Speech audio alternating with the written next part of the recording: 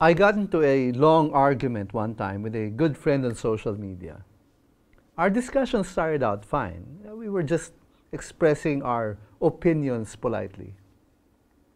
But after a while, it deteriorated into a nasty argument.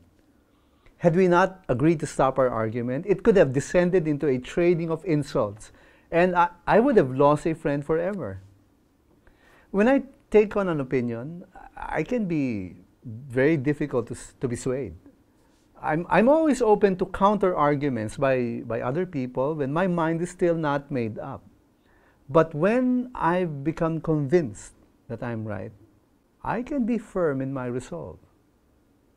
And I am right most of the time, especially when I stand on my principles, I think. Or at least that's what I believe. But at other times, I'm just being stubborn. I do not want to listen to other people's arguments anymore. I only listen to come up with a rebuttal. And I get into some pretty ugly arguments with friends and loved ones because of that stubbornness. Nagmamatigas na ako ng ulo kasi ayoko magpatalo. In a spiritual sense, we can also be stubborn. We just insist on our own way. It's like we're having this argument with God where we insist we are right. We've made up our minds. We're convinced we are right, and therefore God is wrong. And we refuse to listen to what God has to say.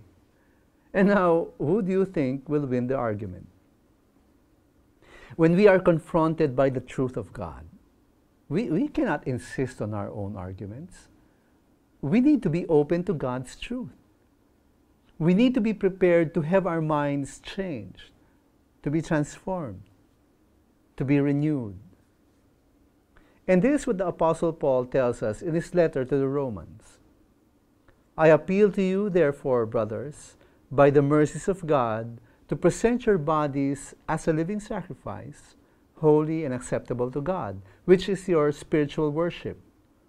Do not be conformed to this world, but be transformed by the renewal of your mind, that by testing you may discern what is the will of God, what is good and acceptable and perfect. We discover God's will not by insisting on our own way. We discover it by giving up our arguments and opening ourselves for God's truth to renew our minds.